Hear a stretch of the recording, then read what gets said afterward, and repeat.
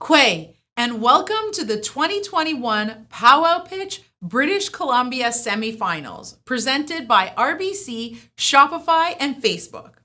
Sunshine Tenasco and Indigenous Cause, and I'm the founder of Powwow Pitch. I'll be your host for tonight's Powwow Pitch BC semifinals, where Indigenous entrepreneurs from across British Columbia will pitch for their chance to advance to the finals and win $50,000 in cash prizes to help them to start and scale up their businesses. Thank you for joining us.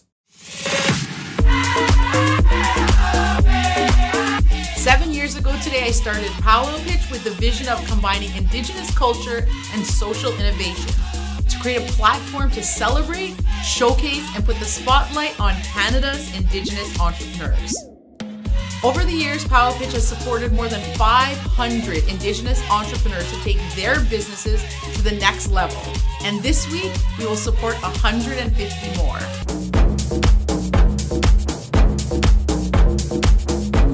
This year, we opened up Powwow Pitch to Indigenous entrepreneurs across Turtle Island and unveiled our new brand and a website at powwowpitch.org. We also launched the Powwow Pitch podcast, the Indigenous Startup Program, the Powwow Pitch Mailer Box, and the Indigenous Entrepreneur Awards, and grew our community to more than 30,000. None of this would have been possible without the passionate investment, support, and employee volunteerism contributed by our sponsors and partners. Thank you and miigwech to our co-presenting sponsors, RBC, Shopify, and Facebook. To our silver sponsors, Business Development Bank of Canada, NACA, and Canada Post. To our seed sponsors, Export Development Canada, Square, Sierra, MyTax, Raven Indigenous Capital Partners, and Invest Ottawa. To our collaborating partners, Startup Canada, Raven Reed, Arctic, and Jelly Academy. And to our promotional partners. We are broadcasting from the MyTax studio in Ottawa, Ontario on unceded and unsurrendered Anishinaabe territory. This summer, 1,642 applications poured in from across Turtle Island from nations like the Salish, the Inuit, the Métis, the Cree, the Ojibwe, the Anishinaabe, the Mi'kmaq, and Navajo. We shortlisted the top entrepreneurs from each region and matched them with outstanding mentors in the lead up to this week's semifinals. Every night this week, you'll have the chance to watch the Powwow Pitch semifinalists pitch to our esteemed panels of judges as they compete for a place in the Powwow Pitch finals taking place on October 20th. Prizes include $500 for the winner of each region, a $500 People's Choice Prize, a $1,000 youth prize, a $3,000 alumni prize, $5,000 for third place, $10,000 for second place, and $25,000 for first place. In total, this year we will be awarding $50,000 in cash prizes. Each semifinalist has 1 minute for their pitch, followed by a 2-minute of Q&A by the judges. Judges are evaluating whether the entrepreneur has clearly communicated their product or service, their value proposition, and whether their planned pathway to sustainability and success, and whether they are convinced the entrepreneur will follow through. Join the conversation online tonight using the hashtag #PowwowPitch. You can also vote for your favorite entrepreneur to win the People's Choice Prize, which includes $500 and an express entry into the finals. Go to powwowpitch.org/vote to submit your vote with 1 vote per person. Let's begin by meeting tonight's esteemed panel of judges. Joining us this evening is Tracy Antoine, Vice President of Indigenous Markets for the BC region at RBC. Tracy Riddler, Indigenous Entrepreneurship Program Manager at Shopify. Stephen Nairn, Chief Investment Officer at Raven Indigenous Capital Partners. Nicole McLaren, Founder and CEO of Raven Reads. And Luke Mischek, Director of Parcels and E-Commerce at Canada Post. Welcome, judges. It's time to meet the British Columbia semi-finalists. Let's get started. First up, we have Derek Douglas, co-founder of Trident Dispensers. Every day, over 5 million pieces of plastic are dumped into our oceans. Many of these plastics come from our cleaning products industry, such as soap, sanitizer, and shampoo. That's because little to no advancement has taken place in their dispensing methods. The two main options to dispense these liquids are plastic bottles or plastic dispensers. My team and I have developed a sustainable and cost-effective automatic dispenser crafted from stainless steel for both businesses and consumers. So our bulk refill technology and adjustable modes allow businesses to save up to 75% of what they were previously spending on single-use plastic bottles or other dispensers, while also reducing plastic waste. So over the past year, we've grown from a team of 2 to now 5 employees, and we've sold to over 100 organizations within the Coast Salish community, including Patagonia, Lululemon, and the BC Friendship Centers. The money from this competition will be used towards an out-of-the-box marketing campaign where we're going to go on a nationwide trek to visit organizations and other Indigenous communities to help upgrade their systems. Thank you. Thank you, Derek. Next question. Do you have global ambitions for this great business concept that you have going? I do, yeah. Massive ambitions to go globally, for sure. Yeah, right now we're working with the CCAB to export our dispensers to Australia. So that's part of that. I envision within 5 to 10 years, I can see most buildings around the world being equipped with our dispensers. We love the idea of just eliminating plastic globally, not just in Turtle Island. What's your cost per unit and then the cost for sale? For sure. So it depends on the type of unit. We offer the dispenser by itself. We have a tabletop stand and a floor stand. So looking at just the dispenser itself, the cost per unit, we've managed to get it down to about $23. And then the sale, there's so much demand for it, particularly our dispenser, because it pays for itself. So our MSRP is $169. Wow, great. Yeah. So, Derek, really well-crafted pitch. Thank you for that. Just wanted to know where the refillable containers were manufactured, whether you're bringing those in for overseas or been able to do that locally. Yeah, great question. So we're trying to shy away from the refill cartridges itself. A lot of the dispensers now, they require you to purchase their proprietary refills. We don't do that. We give freedom to the businesses to purchase anything and everything. So when a business purchases our dispenser, we work with them to work with a local refill shop. So right now there's Zero Waste Emporium as well as another soap company in Victoria, which they refill the dispensers, and there's virtually no plastic in the chain right now. Up next, we have Shayla Oulette, Stonechild, founder of Matriarch Movement.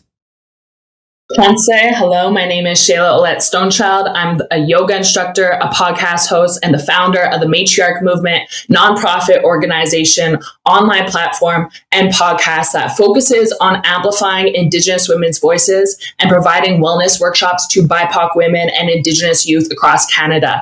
There's a lack of Indigenous representation and inclusion within the health and wellness industry. There's also a lack of mental health resources for Indigenous youth, and having access to a yoga mat, movement apparel, water bottles, and this is where you come in. The Matriarch Movement consists of a team of 4 Indigenous women. We also have an audience of 100,000 people, and we have you. We want to create an e-commerce site on Shopify that focuses on creating sustainable clothing, yoga apparel, and yoga mats so that you can be part of our collective liberation and our healing journey together. As Indigenous and non-Indigenous people, this is the revolution in itself.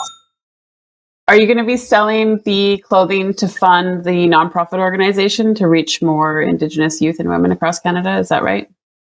Yeah, that's we want to create a social enterprise. Right now it's funneling as a nonprofit and a podcast, but we want to create the business, the e-commerce site, so that we can rely on that funding to further provide wellness workshops throughout Canada.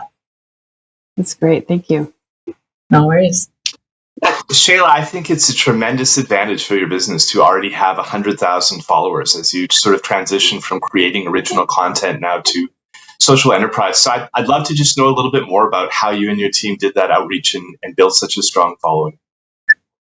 So my following is 81,000 followers. On Matriarch Movement itself, we have 19,000 followers. And on the podcast, we have 15,000 listeners monthly. How I was able to do that was through brand sponsorships, brand partnerships. And I've been working in Indigenous communities since I was 16, so for 12 years. And so not only do I have this community online, but I actually have it in person as well.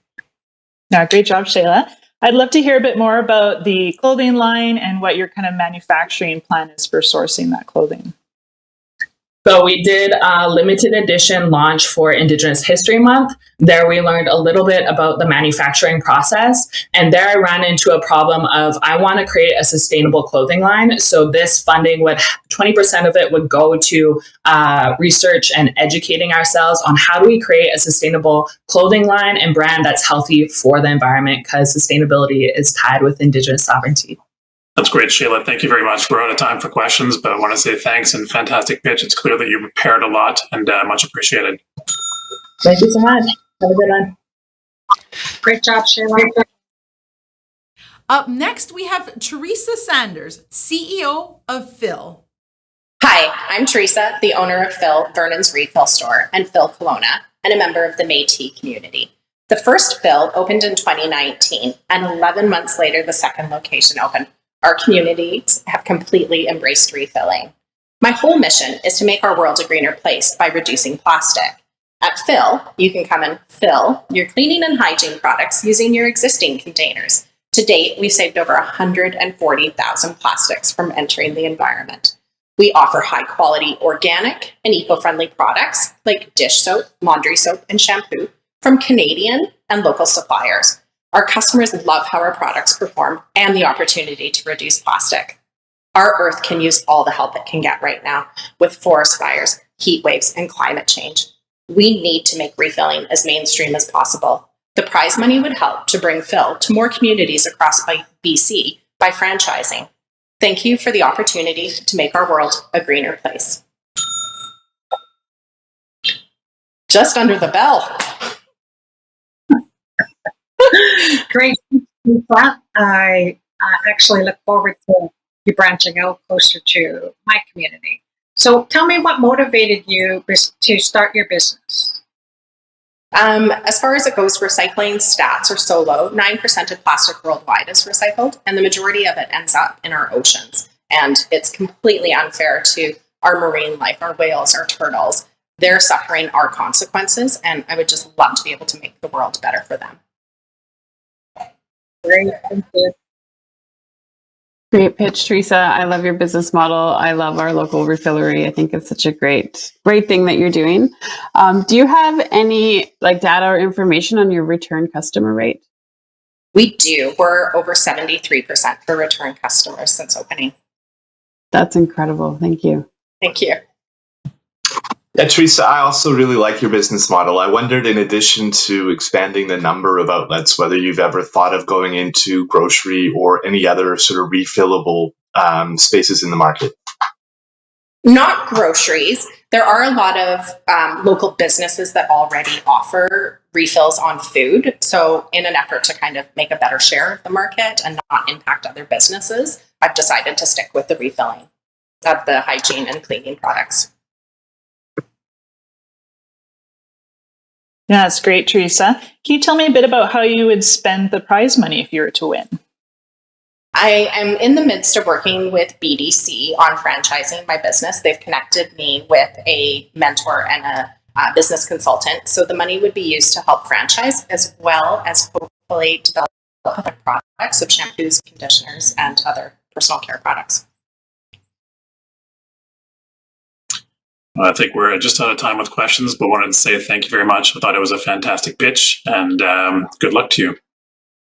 Thank you. Thanks for the opportunity to make our world greener. Great pitch and great work. Thank you very much. Up next, we have Trish Francis, founder of Kettle and Hive.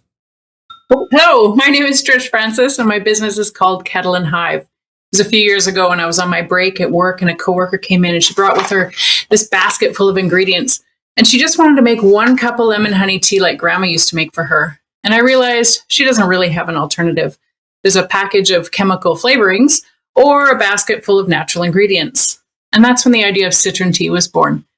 Citron tea is a simple, natural, caffeine-free herbal tea mix. It's made from fresh lemons and honey, just like Grandma used to make. It's soothing, it's nourishing, it's a hug in a mug. And the easiest part is it's a spoonful into a cup of hot water. That next year, I started selling at farmers markets, and since then, the business has just kept growing.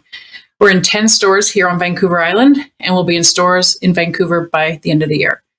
With prize money, I'd like to purchase some equipment that allow me to expand my production by up to 500%, and so I can keep up with the growing demand. So great pitch. Maybe just to give us a sense as to currently what the distribution of sales is between online or e-commerce sales and what you're selling through sort of retail outlets. Right now, the majority of my revenue comes from direct to consumer. I do a lot of farmers markets and craft fairs, especially this time of year as it starts to get cold season. Right now, about 20% of my revenue comes from wholesale and 10% from online. Thanks. Stephen keeps stealing all my questions. I'd love to hear a bit about your manufacturing and as you scale, what some options might be to help you produce more products. Right now, I'm in a shared commercial kitchen. And so I'm using a steam jacketed kettle, which allows me to make fairly large batches, but it's a shared kitchen. So I have to really spend a lot of time kind of scheduling and figuring out when it's my turn. And so I'd like to purchase my own so that I can, eventually have my own commercial kitchen. Hey, Trish, great pitch. Thanks for your time today. Would love to hear a bit more about your marketing plan. It sounds like you have a wonderful product. How are you going to tell people about it now? They're going to come and get it.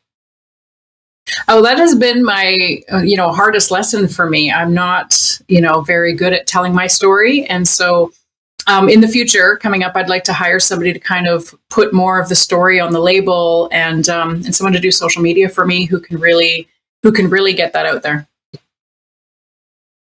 Sounds great. Thank you. Hi, Trish. Tell me where you'd like to see your business in 5 years. In 5 years, I'd like to have my own commercial facility and be able to distribute all across Canada. Great pitch, and really appreciate the hug in a mug concept. Thank you.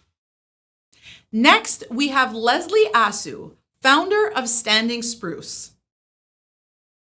Here at our company, it has always been super important that our head, our minds, and our spirits are in the same place.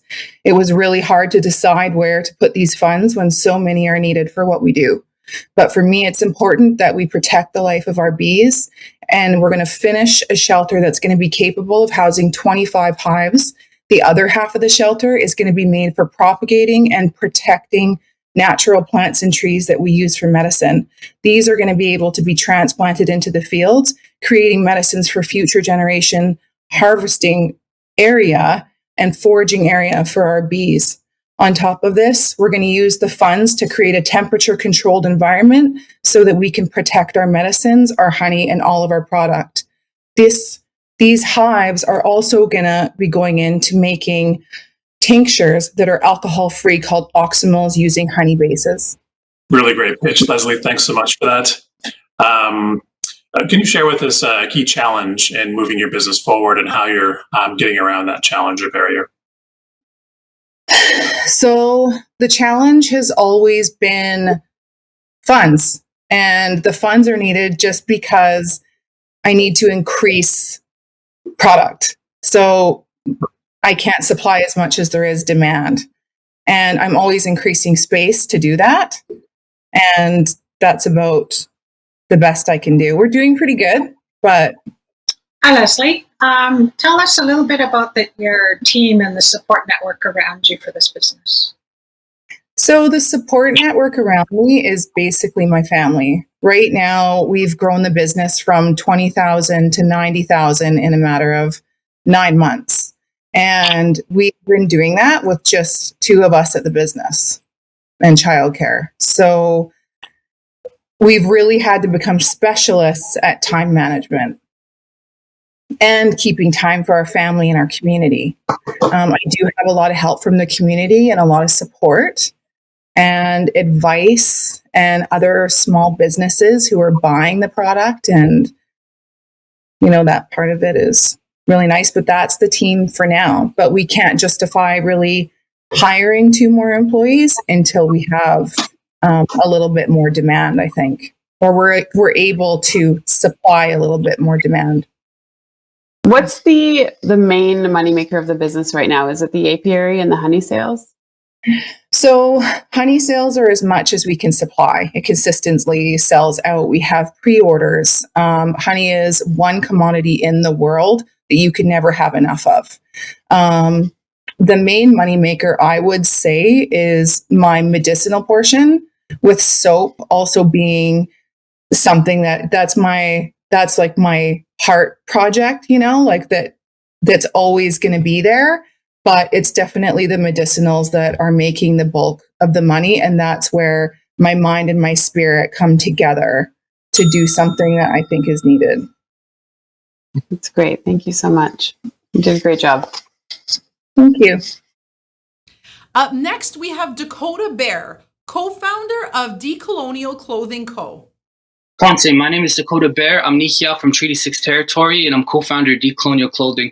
We started our business by drawing logos on napkins, mapping our business on a broken iPhone 6 years ago, all while raising our daughter. Decolonial is a streetwear brand that uses clothing as a vehicle to empower Indigenous youth and drive visibility to Indigenous people. Over the last year, we pivoted our business, generated over $300,000 in sales while funneling thousands back into our community. We believe representation is important, and we're achieving that by reaching people like Drake's producer, Natalie Bolt, one of my favorite actors, Mark Ruffalo, and so much more. We will even further drive our mission by launching Decolonial Clothing and Foot Lockers this fall. So far, we've purchased equipment, leased a warehouse, and if we win the funding, we'll buy an embroidery machine, we'll buy a vinyl cutter, and we'll launch a brand new marketing campaign that empowers Indigenous youth. Thank you. Hey, Dakota, great pitch. Thank you for that. Just 2 quick questions. One is whether the streetwear is all original designs. And secondly, it sounds like you're planning to shift manufacturing to put these things together locally. So just wanted to hear a bit more about that. So we're actually producing clothing in our garage right now. Some of the designs are made from my fiance. Well, most of them are made by my fiance, Casey Desjardins, and some of them are made from me. And we got some jewelry and accessories that we're working on right now. And so that's that. Cool, thanks. Tansi, Dakota, great job. I'd love to hear what sets you apart from other Indigenous brands right now. I think the biggest thing right now is that we're really focused on empowering and mentoring Indigenous youth. I've mentored personally over 100 Indigenous youth the past 2 years. We do everything from digital ads, marketing, branding. Casey does all the designs. We've even built our own website.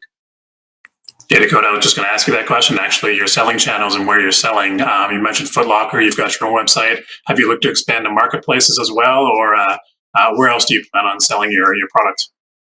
So the next place is actually Decolonial Clothing is organizing a festival with an all BIPOC lineup that focuses on showcasing Indigenous youth. So we're going to have a big tent selling there. Things when they do open up, we'll be selling in vendor placements. We'll be in Foot Lockers this fall, but we'll also look into different retail spaces as well. Great, thank you. Great job, Dakota. Great presentation. Where do you see your business in 5 years? In 5 years, I see us having a massive warehouse that we have facilitation spaces to help continue to mentor Indigenous youth from an idea all the way to helping launch their business. And if they need printing, if they need more e-commerce training, digital ads, we'll be able to assist them with all of that. Next, we have Janelle Bell, founder of Cali.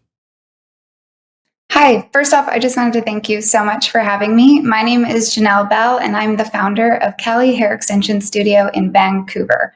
We're on a mission to simplify hair extensions and make them more accessible because so much of a woman's confidence can be rooted in her hair. I want you to throw away any preconceived notions that you may have about hair extensions and the people who wear them. We opened our doors in August 2019 and originally planned to scale our business by opening multiple locations across the country. Obviously, a lot has changed since then, and we realized that scaling in that fashion would be capital intensive and also likely unsustainable. So, since then, we've decided to flip our business model on its head a bit and come out with an education platform that we can roll out across the country without having to open multiple salons. This education platform we would use to train stylists and salons in our proprietary application. First off, great job. I love your products, and I had a quick look at your website last night. It's amazing. So quick question about kind of the traction you've had so far and the steps that you've managed to take since 2019 to expand this platform. So we're actually just rolling out the platform next week. We have our first workshop in Edmonton. So we're training 4 stylists in our method, and then with the plan that they will wholesale our hair. Where is it that you want to bring your company? Like, what's one of your larger goals that you have for your company? First, we want to get across Canada, prove the model there, and then expand into the States. Mostly just looking at North America for now. There is an opportunity with hair extensions to be a global brand, which is really exciting. But with the $25,000, we'd be able to do our first factory direct hair order and reduce our costs and kind of grow that way. So there's really no limits on where we could go. Amazing. Thank you. Thanks. Hi, Janelle. Sounds like a great product. Can you tell me a little bit more about your go-to-market strategy when you say that you're going to be delivering this training session? And your first one is in Edmonton. How are you marketing that out across the country? Well, first, I'm just using my personal network. I'm originally from Edmonton, so I'm lucky that I know some salon owners there that are friends. But using my personal contacts first, and then using our existing social media reach to access other markets. You got cut off on the last bit of your pitch, and I'm really interested to know what is special about your hair extensions. Basically, the quality. We have our Remy hair extensions are superior quality to anything that's on the market right now. I'm going to run out of time, but it's just the accessibility of them. Thank you. Thank you, Janelle. Thank you. Up next, we have Ecko Aleck, founder and artist of Sacred Matriarch Creative. Exquin. My ancestral name is Kaweya. My name is Ecko. The founder of Sacred Matriarch Creative, we facilitate transformation on a global scale through safe spaces and digital media. I am a former youth suicide survivor, an intergenerational system shaker, alumni to the Aboriginal Best, Art Institute, and Fireweed Fellowship, scaled by 80% since 2019, our pilot season. 2021 launched the Sacred Creators Youth Council, connected across so-called Canada. 16 young Indigenous minds designed a decolonized social enterprise by Indigenous youth for Indigenous youth. We dream of empowerment by means of self-determination and creative freedom, connection to land and a mobile studio. I ask to you, powwow pitch, help me build the bridge with $25K to fund internal operations, sustain this uncomfortable expansion stage, branding and packaging, website and paid lawyer time. As we reach to the next corporate step, before investment of a multi-million-dollar dream I've carried close to my heart since 2015. Crookston. Ecko, fantastic pitch. I always love hearing your story. Just maybe a quick question for you is just the way in which you plan to scale this up. I know that the design phase is nearly complete, but as you look ahead into the future at the different kinds of Indigenous-led and created solutions to some of the challenges that youth have faced, maybe just to give us some expanded detail on that. Thanks. Yeah, absolutely. So we've gone through the design phase with Indigenous youth. This next piece is the packaging of all of the program design that we have created with the youth so that we can share that out to the world and begin to launch a pilot. So the next big piece that I'm looking for is larger funding after this stretching piece that we're moving through right now, is the larger funding to build the studio and launch the pilot program. Awesome job, Ecko. Again, I also love hearing your story. Can you just tell me a bit about the location of the youth you hope to reach? And is this kind of a digital opportunity as well as an in-person studio opportunity? Yes, absolutely. So we're hoping to do both a hybrid of virtual, online, as well as in person, and big dream to scale it across Canada and into the States. Amazing pitch. Thanks so much for that. Curious to hear a bit more about the support you have around you. Is it family, friends, staff? A bit more about that, please. I have an incredible community of support around me. So I'm part of the Indigenous Lift Circle, which is Indigenous women entrepreneurs supporting each other. I'm part of the CEO community, which is women entrepreneurs and CEOs around the world who support each other. I have everything I need to nurture this dream to life. Well, that was an amazing pitch. Thanks so much for that. Christian, thank Great you so job, much. Ecko. Next, we have Dana Shelene Foster, owner of Foster Group Media. Hello, judges. I'm Dana Foster, and I've been in broadcasting for 17 years. I transitioned into digital media after noticing a lack of diversity on camera and seeing a new opportunity with live streaming on social media. As an Indigenous woman with a hearing disability and ADHD, I often struggle to find consistent employment in a highly competitive industry. My company, Foster Media Group, is a media production house that creates live streaming channels, advertising, digital media training, setup, and management for business owners and students. I own Sun Valley News, the Women's Online Network, and IndigiView. With the money from Powwow Pit that I'll win, I'll invest in scaling my business by investing in new technology that will allow me to produce content faster, consistently, and develop my channels into apps to create recurring monthly subscription revenues and new advertising revenue opportunities. Thank you so much for listening. So Dana, that was fantastic. You packed so much into a minute. Maybe just to give us a flavor for the kinds of clients that Foster Media Group is looking to onboard and the kinds of engagements that you have with those clients.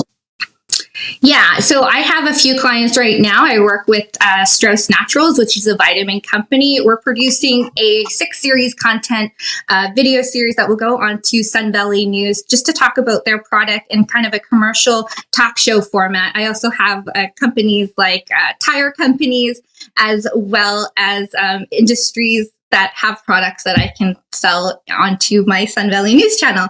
I also work with the real estate agents to help them get their channels up and going. And then I also work with Gold Country, which is a tourism company, to help them set up their own digital media channels. Hi, awesome job. Hi. A question I have around is, as you gain traction and you grow and see success, what kind of help do you have to be able to, support all of your clients?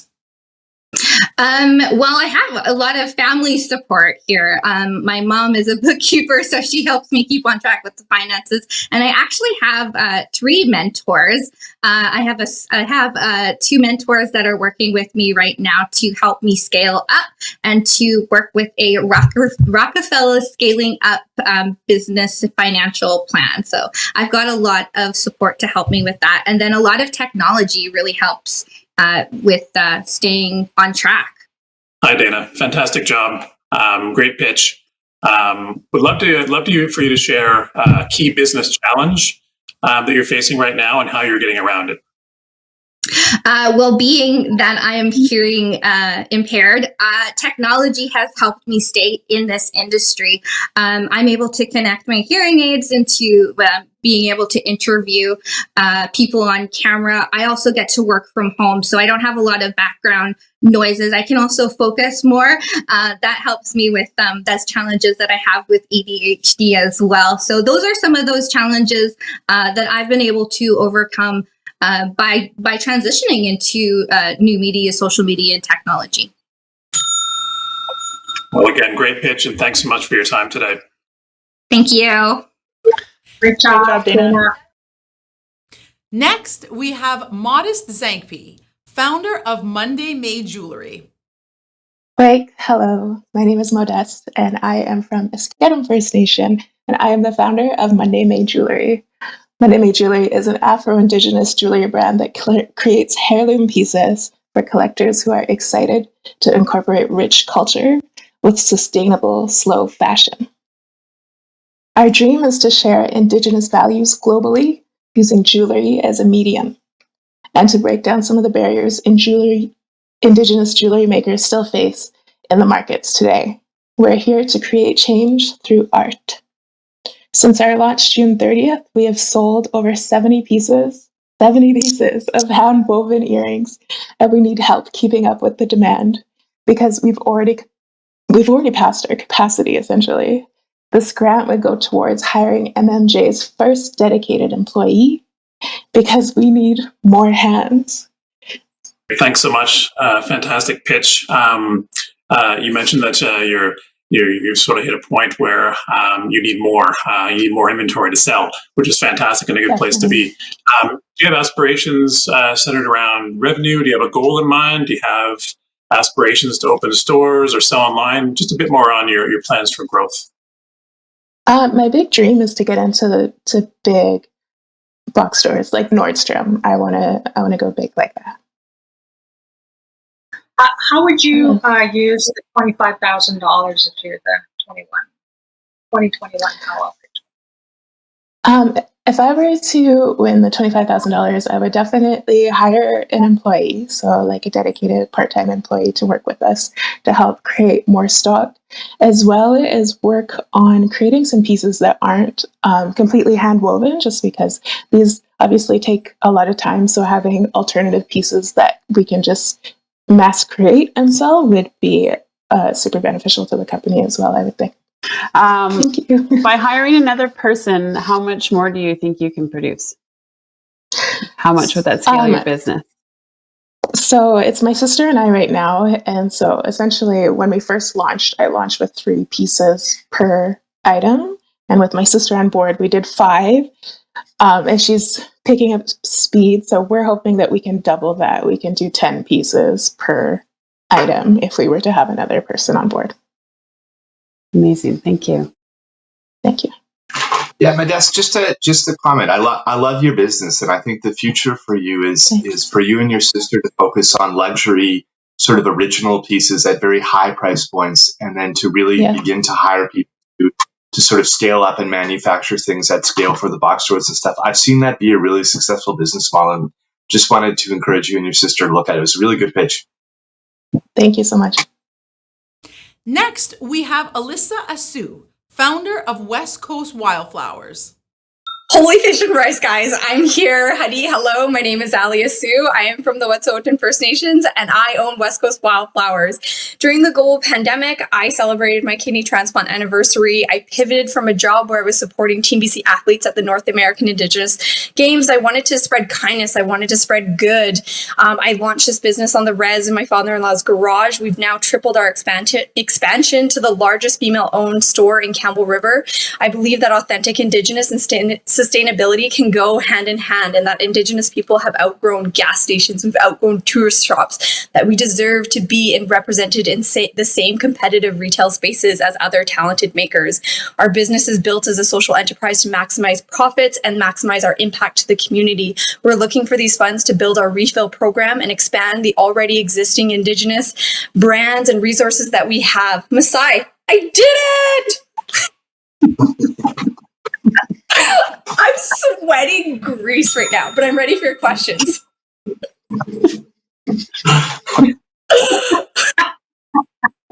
Great job, Alissa. Tell me a little bit about the network that you have and the team that is supporting you in building your brand. Yeah, I did this by myself, but I reached out to mentors when I first started. Many of those mentors are actually former powwow pitches, and many of them are actually semifinalists here because I have no business retail experience. I have banking, I have sport, and I have correctional service of Canada background experience. Great job, Alissa. I love your pitch. Your energy is fantastic. I follow you on Instagram. You're just awesome. You talked a little bit about giving back to the community. Can you tell us what that involves? Yeah, during the heat wave, my community in Whitsett, which of course is near the pipeline, we had no access to water and clean drinking water during the heat wave. And so within 48 hours, we raised $4,000 to give back to our community to have access to clean drinking water. And we are on target to have $10,000 to give back by December in our first year. So, Alissa, you brought the energy of powwow pitch to a whole new height. So thank you for that. I really, really appreciated that. In terms of sourcing your flowers, are the wildflowers sourced locally or imported? And if so, have you been badly affected by the drought and the smoke and all that kind of stuff? We actually don't sell flowers, but our business is we sell authentic Indigenous. We sell ice cream, men's underwear, Indigenous clothing, jewelry. We sell whiskey, Wabanaki whiskey, Indigenous whiskey. We sell all the bougie things that aunties and wives want. Thank you. Can you just tell me, I wish we could just market your energy because that'd be a great product, but can you tell me a little bit about how much is online store, and do you also have like a brick and mortar store?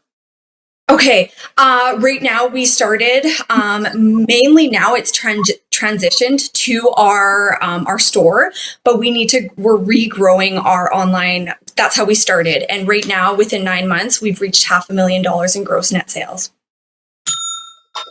I don't know if that's good. I hope so. It's really good. Okay. Oh, wink. Up next, we have Anthony Wingham, founder of Nuez Acres. Hello, my name's Anthony Wingham, and I'm speaking to you from the unceded territory of the Matski, Katsi, Kwantlen, and Semiahmoo First Nations. Our business spans the entire back of Turtle Island, starting in Mexico and ending in here, Langley, BC, where I belong to the Wasaya Society. We are Nuez Acres. Myself and my wife created a company by powering Power Pecans to create a pecan oil for our hair, skin, and body care products. Our products are certified Cert Clean, a certification shoppers can trust. We offer sustainable and zero-waste products that we oversee the entire process from seed to skin. We started as a small idea and have rapidly grown into a local brand, being featured in the BC Living's Extraordinary Men Box, local markets, as well as the P&E and the Vegan Expo in Vancouver this year. We would use the prize money to bring attention to who we are as a company, Canada's only Indigenous pecan oil producer.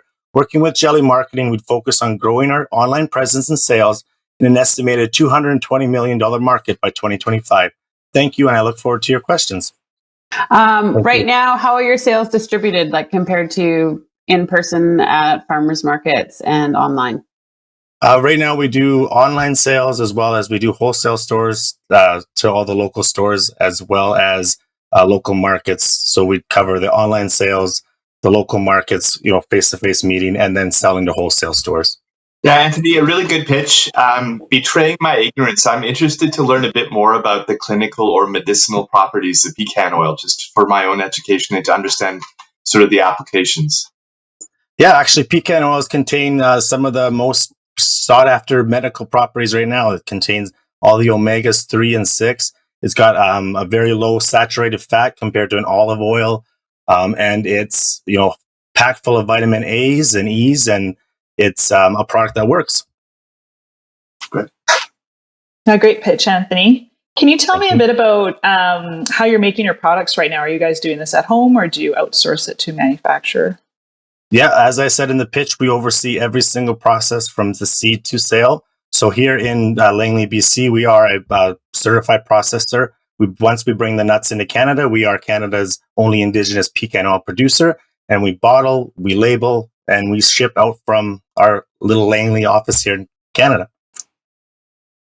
Curious to hear more about you mentioned your strategy in selling online. I assume you have your own branded website right now. Are you looking to expand into maybe selling on Instagram or marketplaces or other channels? Well, actually, we are full board on all Instagram, social media profiles, and all that. We would like to work with Jelly Marketing. That's a company that I actually went to school with the Métis, and focus more on snipering ads instead of shotgunning across all of Canada. We'd really like to focus on using the ad dollars wisely. Next, we have Ashley Whetung, founder of Getty Cosmetics. Bonjour, my name is Ashley Whetung from Curve Lake First Nation, and my company is Getty Cosmetics, which are self-care essentials that are good enough to ingest. That's because they're made from food-grade ingredients, many of which are grown and harvested right here on our farm on Sinixed and Tanaha territory in Trail, BC. In 2020, Getty bloomed into retail locations across Canada, including a few big box stores like PharmaSave and Walmart.ca. And we've done it all without compromising our standards on purity or sustainability, and without spending $1 on traditional ads. But I'm not done yet. My big goal for Getty is to become a place customers can experience. Walk through the gardens and see where we grow our ingredients. Take a tour of the lab and watch your favorite products being made. Maybe one day even get married and make memories with us right here at the farm. But I cannot do it alone. Until now, Getty has been 100% bootstrapped, which meant taking the term lean startup to the max. Now I'm raising funds to allow my team to grow and my business. By hiring experienced sales reps to expand our retail strategy, I'll be free to focus on Getty's digital marketing, where I spent a decade helping other startups to grow. Jaimie, for your time.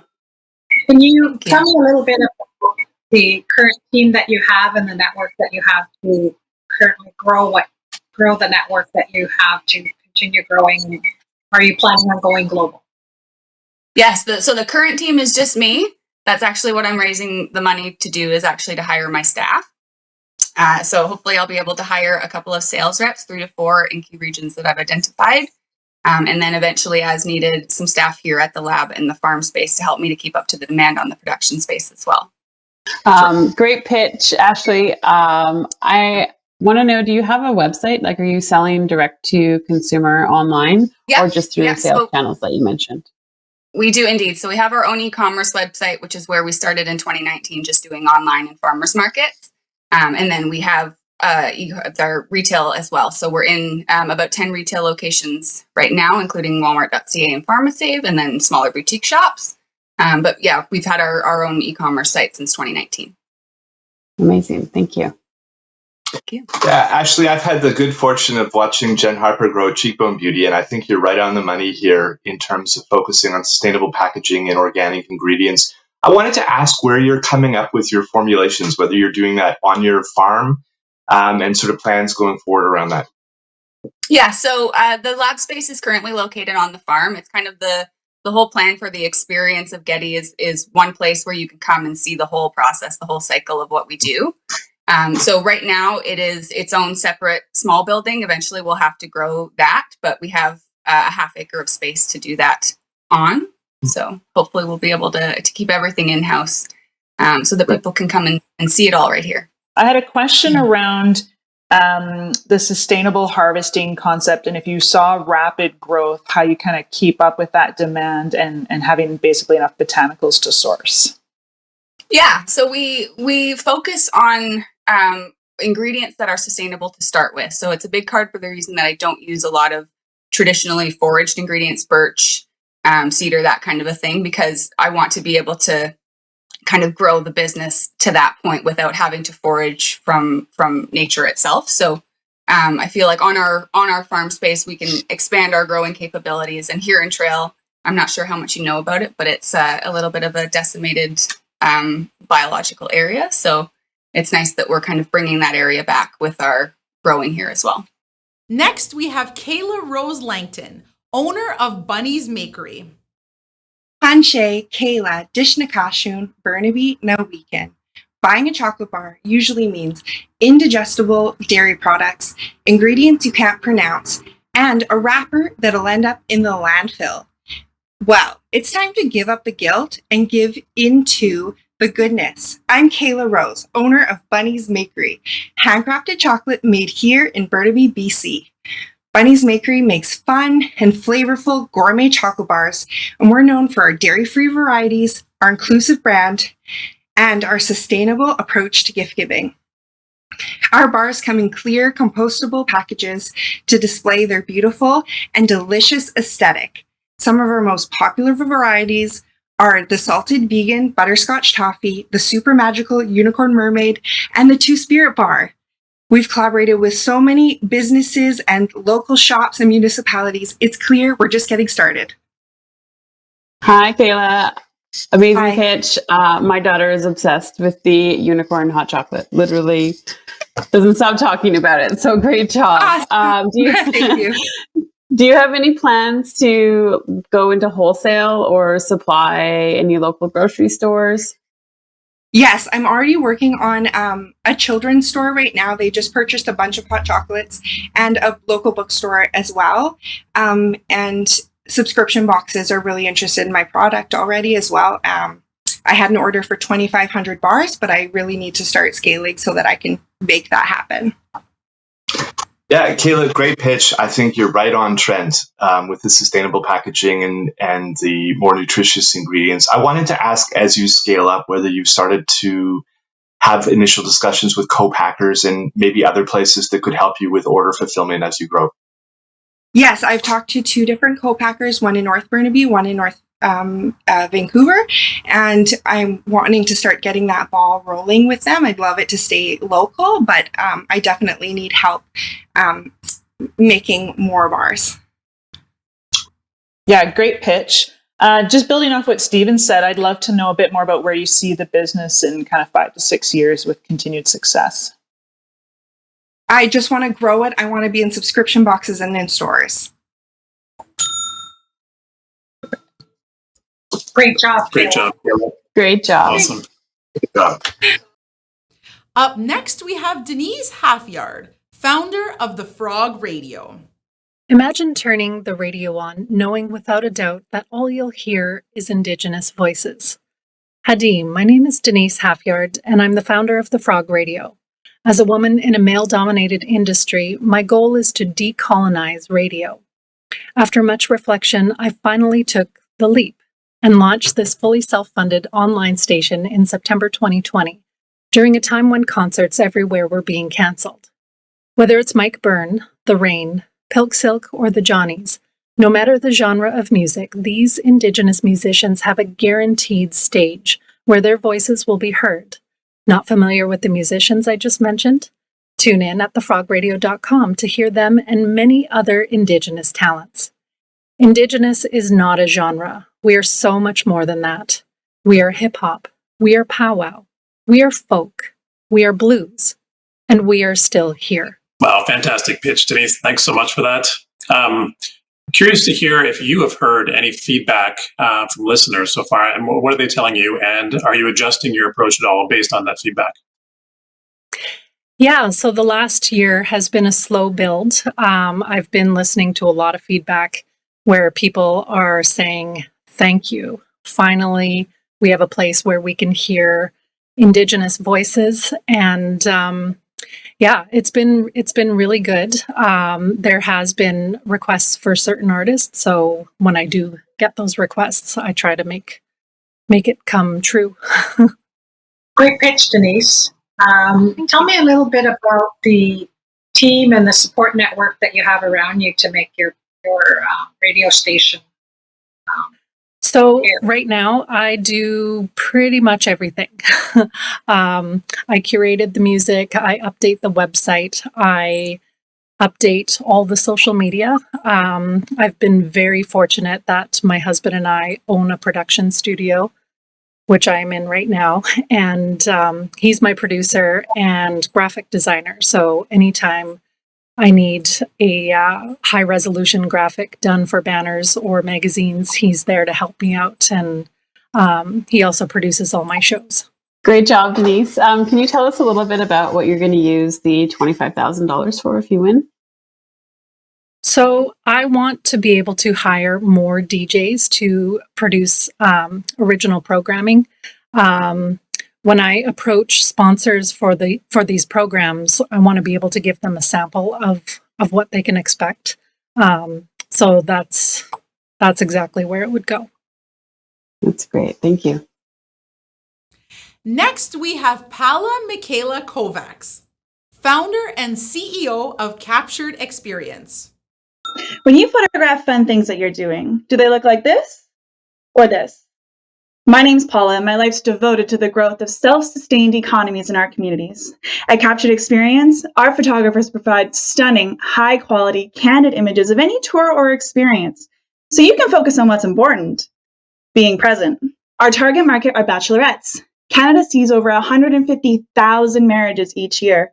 If we captured only 3% of those bachelorette parties, we'd gross at 1.2 million, and that's just Canada. With the help of my business coach, tech mentors, and accelerator program, we'll be overseas in 6 years. Research started early 2020, and we launched June this year, earning $7,200 in the last 2 months. All financial support will go directly to our booking platform, so we can automate 70% of the business and grow even faster. Cook's Gem. 10 seconds to boot. Great pitch, Paula. Thank you so much. If you're going global, like how's the business model set up? Do you travel to these locations or is it a franchise model? Yeah, no. So it'll be one umbrella company similar to Airbnb Experiences, and we will be outsourcing photographers in all of the different areas. So right now in Kelowna, we have a team of 6 photographers. Yeah, I think there's a lot of potential, Paula, in these sort of two-sided digital marketplaces. So I think you're on the right track here. I wanted to know how you're finding your photographers and your clients. Is it a digital marketing strategy principally that you've been using? No, so we'll be doing the research ourselves to make sure that we're finding the top tier photographers and then reaching out to them and giving them our pitch on why they should join the company. The reason why our photographers are more experienced with captured experience than the competition is that I have been reached out to by all of my competition because I'm a wedding photographer myself. And I have addressed all of the reasons why I wouldn't work with them. And we fixed the business platform so that it was much more appealing to all of the top tier photographers. Assuming you want to kind of capture people coming from other areas as well, how do you reach those potential customers? Yep. So we'll be partnering with all of the tourism associations and with tour companies themselves. So tour companies will put our website link on both their website and in their email booking confirmation. We've already started calling tour companies and have them on board. We will give them an affiliate link so they get a referral fee for each booking that they get. So right after tourists are booking their tour, they see that they have an opportunity to add a professional photographer, and then they would click and join. And then also a lot of other marketing outlets. Up next, we have Kaija Heitland, owner and operator of Indigenous Nouveau. Konnichiwa. My name is Kaija Heitland, and I'm the owner-operator of Indigenous Nouveau. I make moccasins, Métis beadwork, and quill work, and produce Canadian-manufactured Indigenous beadwork fabric. I currently teach Indigenous entrepreneurship workshops through the Métis Nation, British Columbia, as well as traditional skills classes, all to full capacity. In 15 years of my experience building businesses, I struggled to find business training from an Indigenous perspective, and my dream is to provide that service for my community, highlighting the importance of retaining Indigenous values in the face of capitalism and building holistic Indigenous businesses from the ground up while incorporating land-based practices. I want to give other Indigenous entrepreneurs the opportunity to empower themselves through self-education the way that I did in building my own businesses, but from our own roots. The Powwow Pitch Award money would allow me to produce and share my 10 lesson Indigenous entrepreneurship course with the world, from branding and social media to photography and developing healthy work habits. They're all based on my own experience. My dream is to help Indigenous small businesses realize theirs and the potential for their success to help their own communities thrive. Just curious to hear a bit more about a key challenge that you're facing right now and how you're maneuvering around that challenge. I really recently decided that I wanted to maneuver my business into being completely online. And so I made the decision to go more into teaching and teaching online classes rather than producing individual products, because that for me involved so much more heart work and interpersonal relationships with my clients, like making sacred objects and everything like that. So if I can impart more of my knowledge when it comes to business building, I can have more of a connection with somebody online. Got it. Thank you. Great job, Kaija. Great pitch. How are you marketing your product and service to get it out there a little bit further? My Indigenous entrepreneurship classes that I'm teaching through MMBC are marketed through them, but I actually do self-market my own beadwork and quillwork classes, and I'm teaching my own quillwork, traditional quillwork, porcupine quillwork classes through the Cowichan Valley Métis Nation. So it's very community grassroots based. Great job. Thank you. Great pitch, Kaija.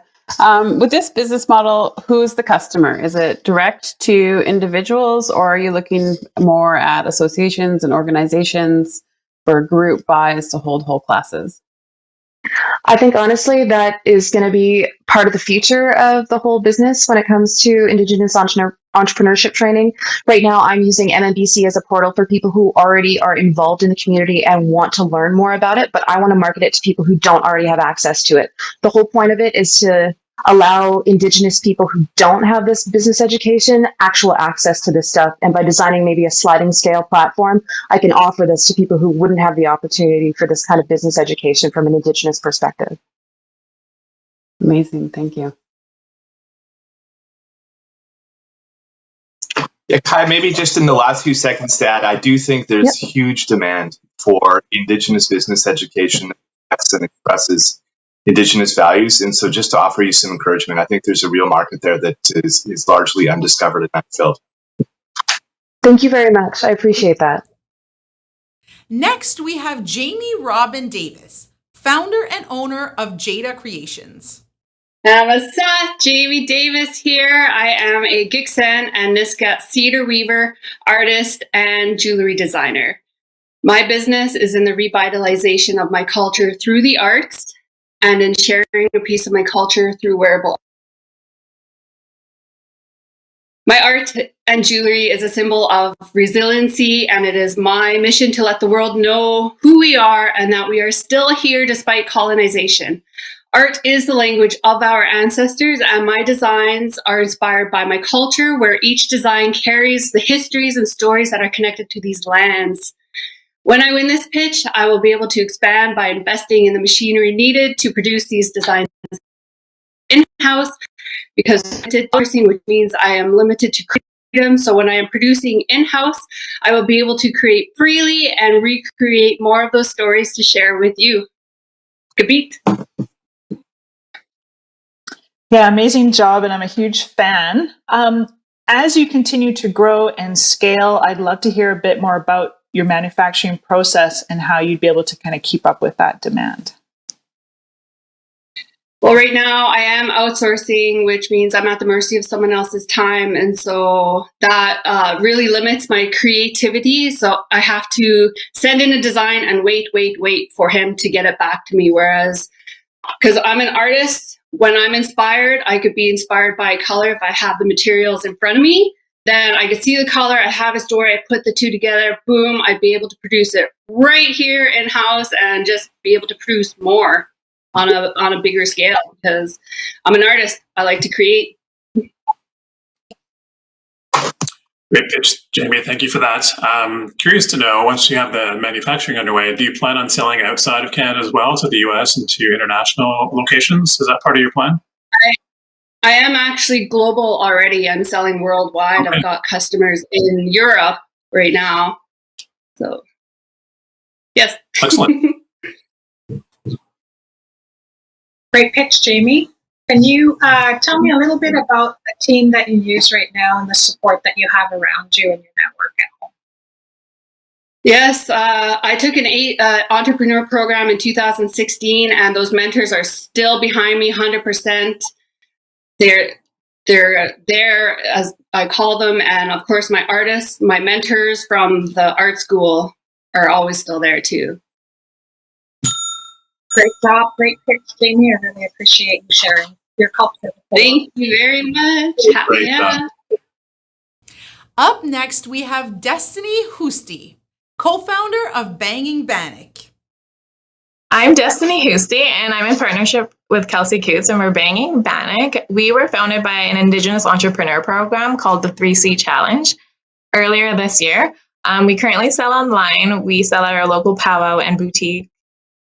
We donate 10% of our profits each month. That is super important to us to give back to our community. We've recently collaborated with Shopify, Revlon Cosmetics, and the Gordani and Chani Wenjack Fund, where we do a virtual Bannock cook-along, and we talk about Indigenous issues and our journey.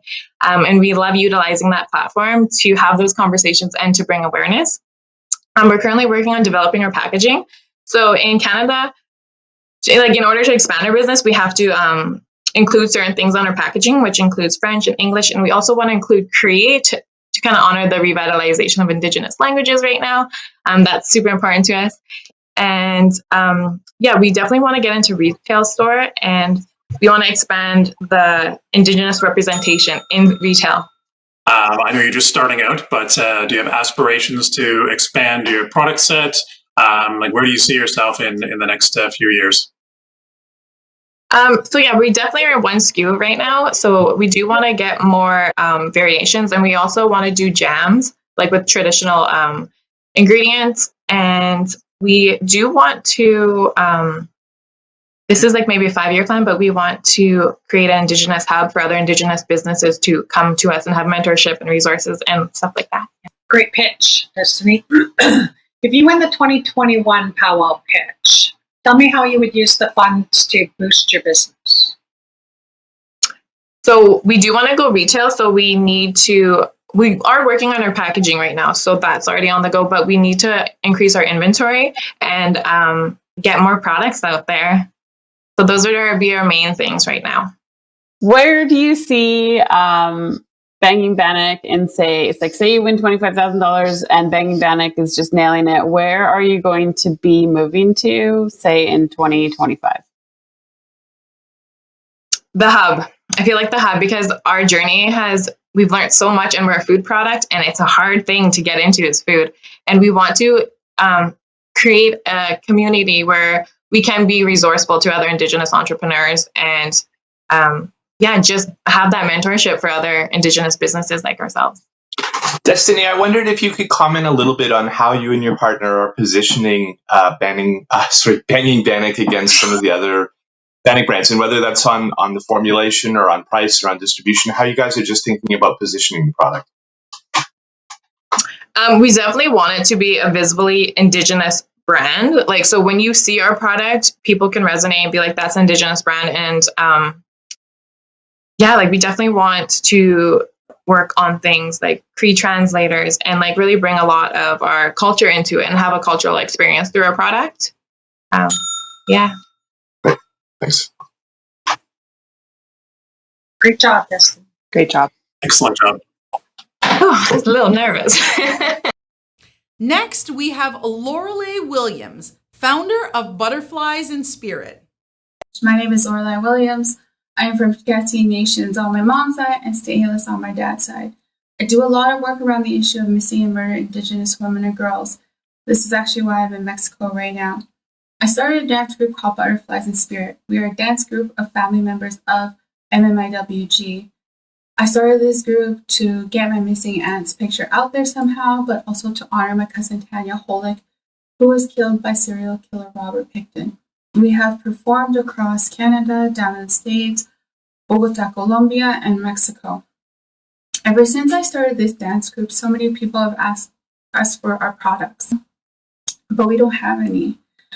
When I started this dance group, I didn't think I would need to start a clothing line, but this is kind of happening naturally on its own. Question 1, since launching, what are your biggest successes? We haven't launched yet, but so many people have been asking for our products for 9 years now. We have connections across Canada, the States, Colombia, and Mexico. And every single performance that we do, people ask for something with our logo on it. They would love to buy it. Can you walk us through your process? How do you source, sell, and distribute your products? We haven't released our products yet, but I became connected to this guy named David Pereira in a leadership program that we took for about 3 weeks together. David is actually with Shopify. He is the growth strategist at Shopify. And when he saw this dress right here, the black one, he said, you have to sell those dresses. He later connected me with Tracy Riddler and Kyle Brennan from Shopify. And we're getting the process going. They encouraged me to build a website. They offered their resources to help us get this started. They connected me to True North Printing Company, who also said if I need 500 masks or shirts, that they can print them within an hour. I have also been working closely with my friend Dakota Bear, who started Decolonial Clothing, who highly encouraged us to do drop shipping. He connected us to someone who will sell us 1,000 masks to get us started. What is your vision in the future? David thinks we could become $1 million company. When he said that, this never crossed my mind at all. I mean, it would be amazing if it did. I'll be ready for it. I would love to get the dresses started as soon as possible. I feel like we can get into the fashion industry once this happens. How will the 25K impact the business in realizing this vision? The 25K could help us get this online clothing store going. We were in the process of getting it going, but got stuck with True North Printing when they asked us what our budget was.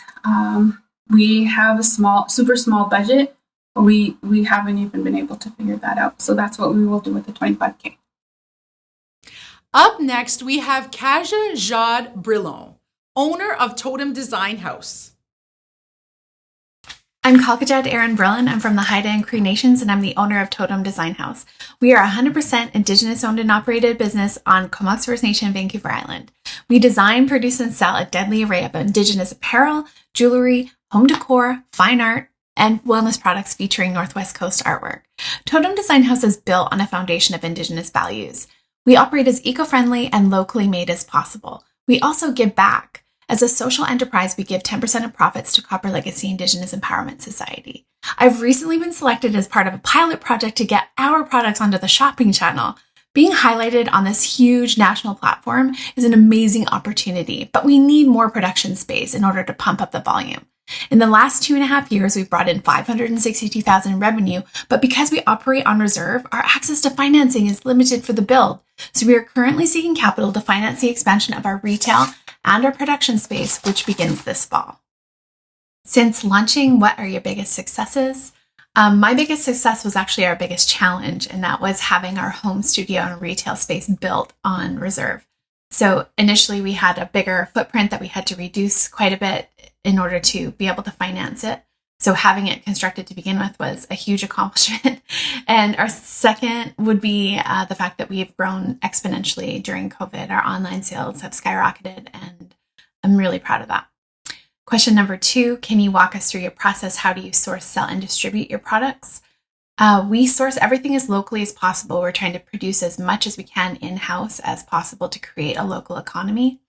We sell and distribute our products primarily online. Before COVID, we did a lot of cultural shows. So we attended a lot of cultural events from Alaska throughout BC and all the way down to Santa Fe Indian Market.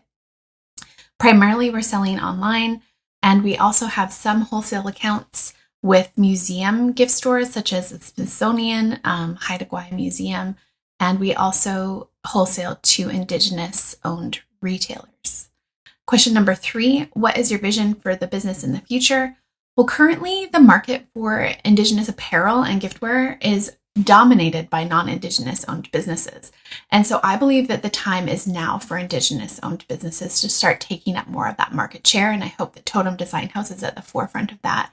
And I will do everything that I can to empower other businesses also to start taking up part of that market share. Question number 4, how will $25,000 impact the business in realizing this vision? We are in desperate need of more production space so that we can expand our product line, so that we can pump up the volume, and we need to get this expansion built in order to grow. So this money will be going directly towards helping the building and the expansion of our production space, which is desperately needed. Next, we have Garrett McMartin, co-founder of Good Organics. Everybody knows what this is, right? It's been the same thing for the last 140 years. That's all changing now. We've created a significantly better alternative that we believe is the future of oral care. Dentist approved, Good Organics, zero toxin, zero waste toothpaste tablets are perfect for at home or on the go. Just 6 naturally derived ingredients, hand selected to provide complete oral care and help build happier, healthier smiles. Join us on our mission to eliminate billions of plastic tubes and brushes from ever being created, eventually ending up in our landfills, oceans, and bodies. Switching to tablets would save over 100 million liters of water per year. We're here to tell the world that we can do better, and our life-centered product line is just the beginning. Help us compete with large corporations that have been destroying the planet and you for profit. Invest with us and we'll continue to innovate the industry while we fight for good, truth, and earth. Since launching, what are your biggest successes? Our biggest success has to be the brand that we've built. The people in the community that have shared and supported our vision has really been something special. Prior to August 6th, we released 500 units as part of a pre-launch. We were able to move all 500 units via social media and Amazon. So knowing that people align with our passions has been a true success to us. What do you do to sell, distribute, and market your product? All of our products are created in FDA certified facilities and laboratories. We, of course, have researched and put the time in to create something that works, and also tastes great. We wanted to make that transition from paste to tabs as seamless as possible. We're also in negotiations with large distribution chains down south for retail, such as Kihi and Whole Foods. So at this point, it's really just a matter of how much can we sell. What is your vision for the future? The toothpaste market is an $18.3 billion market. We see Good Organics taking a slice of that and never selling out. Unlike a lot of our competitors that grow and sell, we vow to never sell because Good Organics to us is a stepping stone to a much larger picture. We see a better way of doing things, a better way of living, more life-centered, humanity-based systems that support the heart and soul. What would we do with the 25K? Well, I'd like to sit here and tell you that we'd invest it all into marketing and grow our business, but that the truth is we're already profitable in our marketing, and we would use that money to increase our inventory and expand our product line. We do have visions of bamboo bristle toothbrushes, bamboo flosses. We want to do a CBD tablet. So at this point, it's just about keeping up with demand. Our final pitch for tonight is from Lawrence Crowfoot, co-owner of Crowfoot Collective. Okay, my name is Lawrence Crowfoot. My father passed away last year, and I realized how important it was for me to reconnect to the earth, reconnect to my spirituality, and use my spirituality to heal. In today's world, everything is going so fast.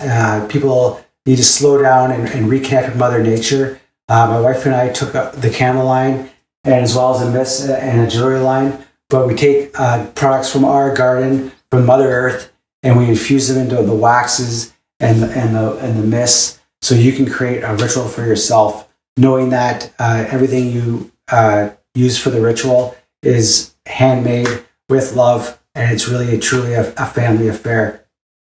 Moving forward, we want to have our stuff around all major outlets across North America, and we would love to focus on expanding our shipping policy, as well as working with other Indigenous artists to create beautiful packages for our products.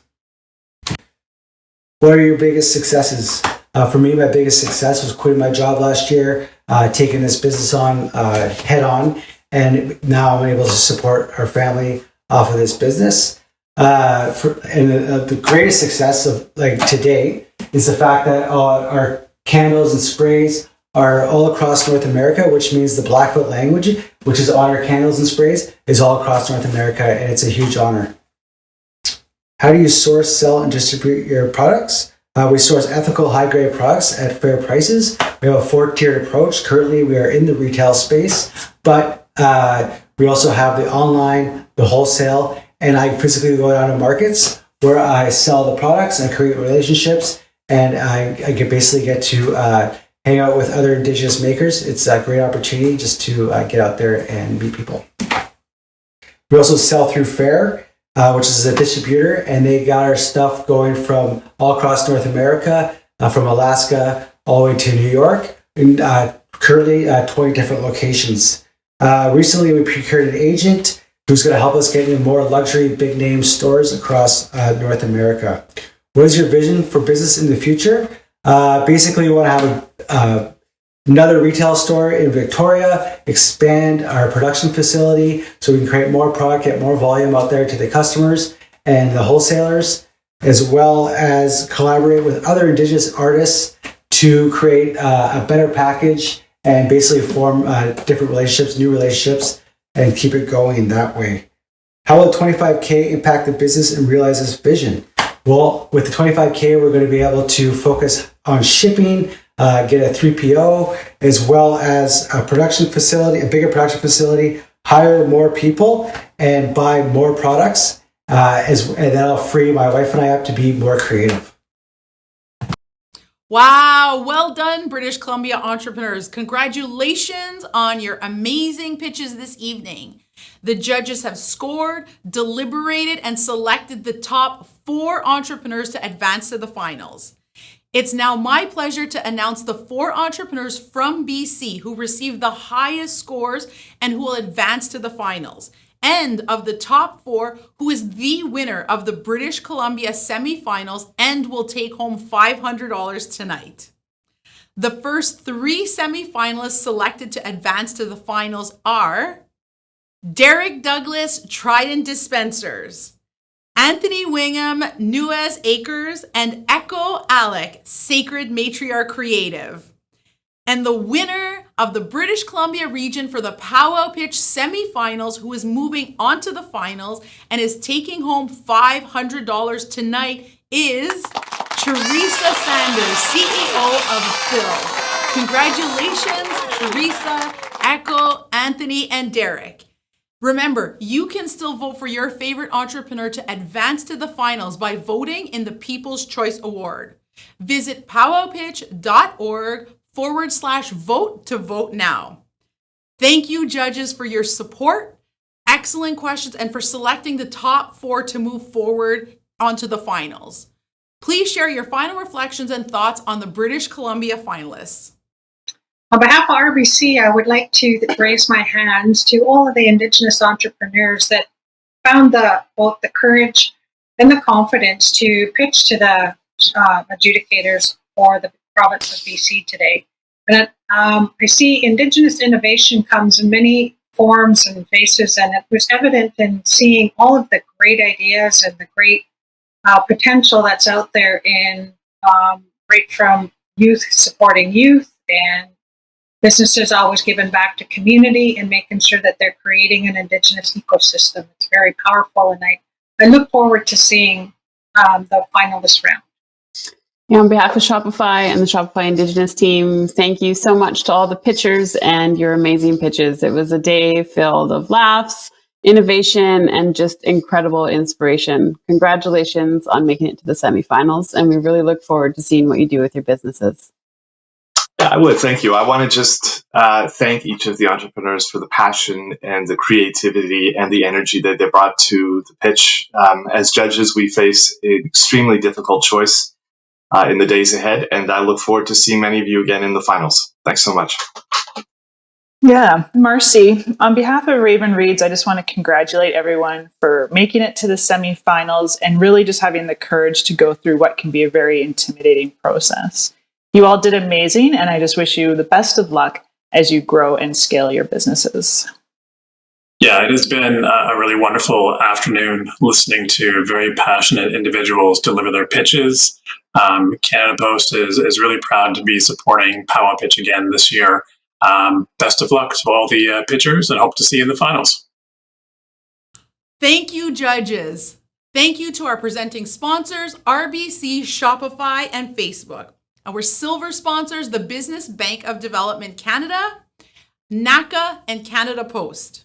Our seed sponsors, Export Development Canada, Square, Sierra, MyTax, Raven Indigenous Capital Partners, and Invest Ottawa. Our collaborating partners, Startup Canada, Raven Reads, Arctic, and Jelly Academy, and our promotional partners. Thank you to our mentors, judges, and volunteers for all of your support in bringing the 2021 Powwow Pitch online and across Turtle Island this evening. Thank you also to our executive producer, Victoria Lennox, and our creative producer, Cyprian Shalenkevich, for bringing our vision to life. A huge congratulations to tonight's entrepreneurs for their passionate and compelling pitches. And thank you to all of our viewers tonight for cheering on Indigenous entrepreneurs through Powwow Pitch. Let's keep the conversation going using the hashtag Powwow Pitch. Join us tomorrow evening for the United States, Territories, and Youth semifinals at 6 p.m. Eastern Time right here on powwowpitch.org to hear from all of our semifinalists and to share who you think should be selected for the Powwow Pitch finals. Until tomorrow, I'm your host, Sunshine Tenasco, signing off. Miigwech kibijayeg nongo mochi.